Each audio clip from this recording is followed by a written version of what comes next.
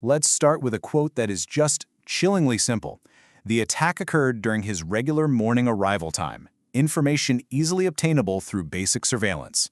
A CEO was targeted not through some sophisticated high-tech operation, but because his daily routine was completely predictable. Right away, you can see this wasn't a failure of technology. It was a failure of intelligence. And that's exactly what we're digging into here. We're talking about moving past security as just a simple checklist, box ticking. We need to understand what real, intelligent protection actually looks like in a world where the threats are more connected and, frankly, more dangerous than ever before. To really wrap our heads around the stakes, we have to look at a real-world case. It's a stark warning, and it's the tragic and, as we'll see, preventable death of UnitedHealthcare's CEO. Look, this wasn't a single mistake. This was a complete cascade of failures, a total collapse of his security. Threats had been coming in for weeks, but they were just brushed off as not credible. Why? Because the team lacked any real intelligence capability to figure out what was serious and what was just noise. The CEO himself apparently deviated from security procedures all the time, which created these fatally predictable patterns. And on the day of the attack, no advance team, no protective detail, he was a sitting duck. So this tragedy, it really gives us a perfect lens to examine the much deeper problem. We're looking at the anatomy of a failure, and it shows us exactly why these old-school reactive security models are just dangerously out of date.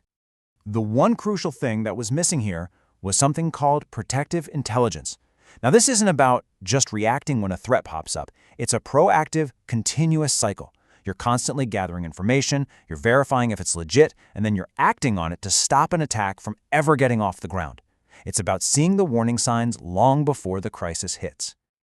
So, how does this cycle actually work? Well, you can think of it as a three-step process. First, you gather data from everywhere, and I mean everywhere.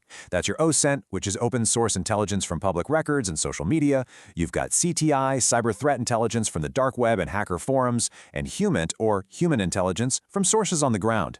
Next, you have to verify and analyze all that data to find the real signal in all that noise. And finally, and this is the most important part, you act on it. You communicate that intelligence and you adjust your security in real time to get ahead of the threat. It's all about breaking that attack chain before it can even form. Okay, so let's zoom out. The UHC case? It's not some isolated incident. It's a symptom of a much wider, system-wide problem that exists in boardrooms and executive suites pretty much everywhere. The cracks in the system are getting wider. And here's the absolute core of the problem. For decades, companies have treated cyber and physical security like they're two different planets. But in our new reality, that is a fatal mistake. Your digital footprint, what's online about you, directly enables a physical attack. Keeping these teams in silos just leaves massive, dangerous gaps in your protection. And you don't have to look far to see examples of this happening. A social media post from a family member revealing a location. Remember the Kim Kardashian robbery? Or publicly available flight data for a private jet. A doxing attack online. All of these digital breadcrumbs can lead an adversary right to your physical doorstep.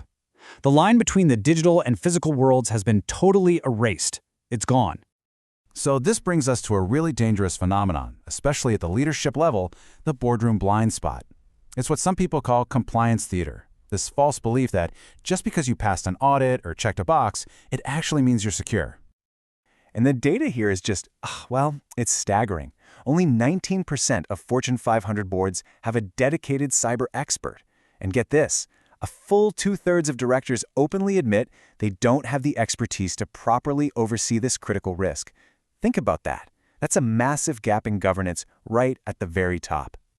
And even when security programs are in place, you often hit another wall. The biggest obstacle can be getting the leaders themselves to actually follow the rules. When executives see security as a restriction, as something to get around instead of something that enables them to do their job safely, they undermine the entire system. Now, this brings us to a really critical shift. For years, the consequences of a breach were things like corporate fines or a hit to the company's reputation. But that's changing fast. We're entering an era of the personal price tag. So let me ask you, when that inevitable failure happens, who is actually held accountable? Because the answer is no longer just the company. And here is the wake-up call. Gartner predicts that 3/4, 75% of all CEOs will be held personally liable for security incidents. This isn't some trend that's years away. It's happening right now. That corporate shield that executives used to hide behind, It's cracking. And the real-world consequences are just undeniable. You've got the Drizzly CEO held personally liable by the FTC. Uber's former security chief was criminally convicted. The CEOs of Equifax and Target forced to resign, their careers permanently damaged. These are not abstract risks anymore. They are real, they are career-ending, and they are legally damaging consequences for leaders. So what's the path forward? Where do we go from here? It really requires a fundamental shift in mindset. We have to move from a defensive, reactive posture to a proactive, intelligence-led strategy. This is really the new mandate for leadership. And this really illustrates the two paths forward.